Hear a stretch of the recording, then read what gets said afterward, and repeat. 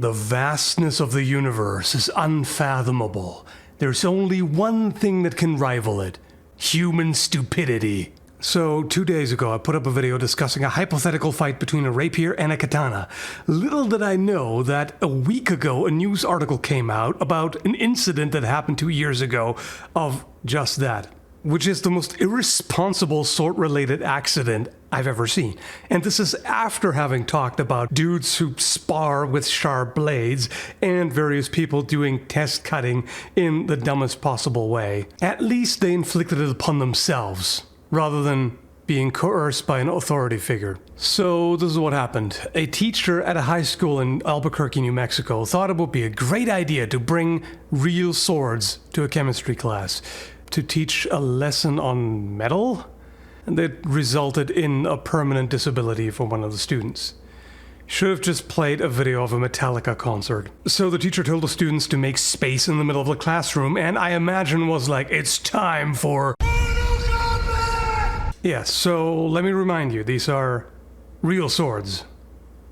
Apparently sharp, not blunted. I mean, I'm guessing the rapier didn't have a sharp point, because one of the two keeps getting poked and wasn't injured, supposedly. If this had been done responsibly, that would have been great. I mean, at that age, I would have been thrilled to see the teacher walk in with some swords and be like, hey, here you go, try it out.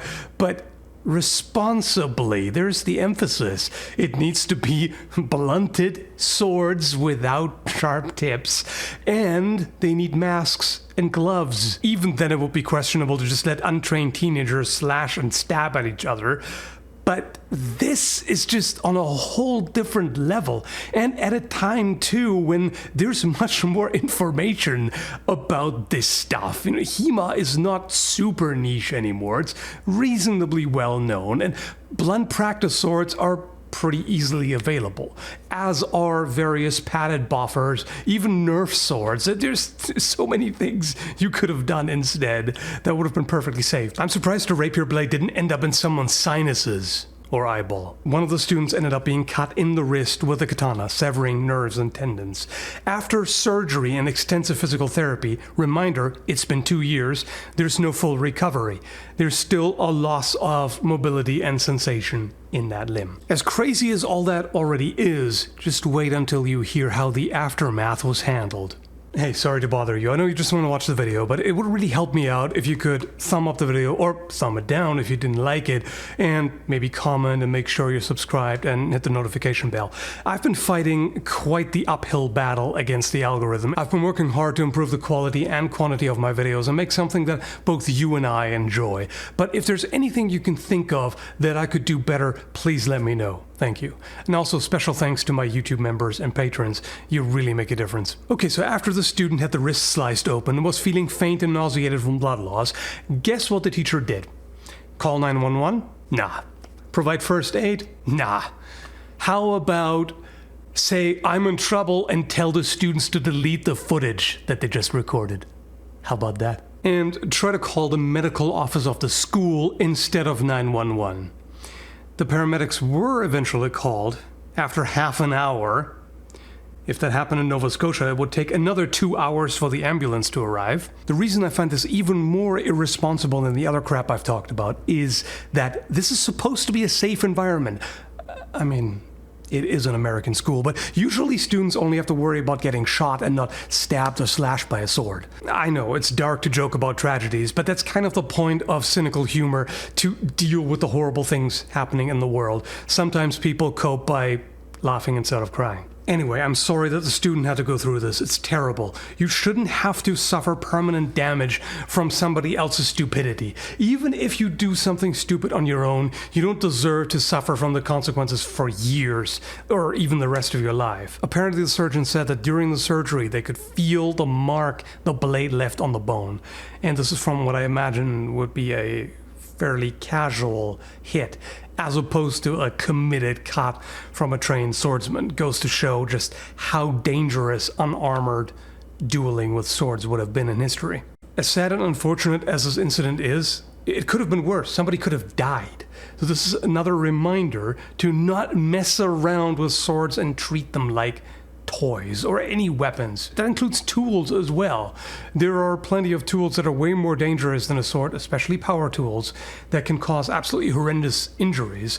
And this is just nothing to be trifled with. There's plenty of safe alternatives available. Anything from, said, blunt steel swords or synthetic practice swords for historical martial arts practice to, said, Nerf swords and various padded buffers. There's so many ways to do this. And also, protective gear. Once again, I have to implore everyone watching, if you want to try out historical martial arts or mess around with swords in any way, use protection. That also applies to teenagers messing around in other ways. Use protection. Fencing masks and gauntlets are mandatory. Even for drills, put them on.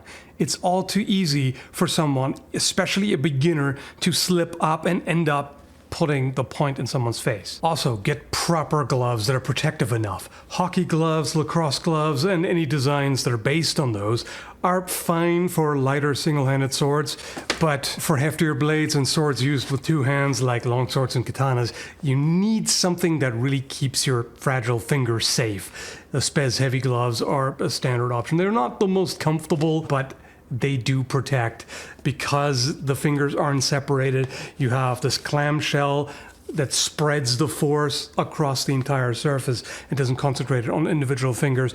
Much safer. And control. There's no need to bash each other as hard as you can.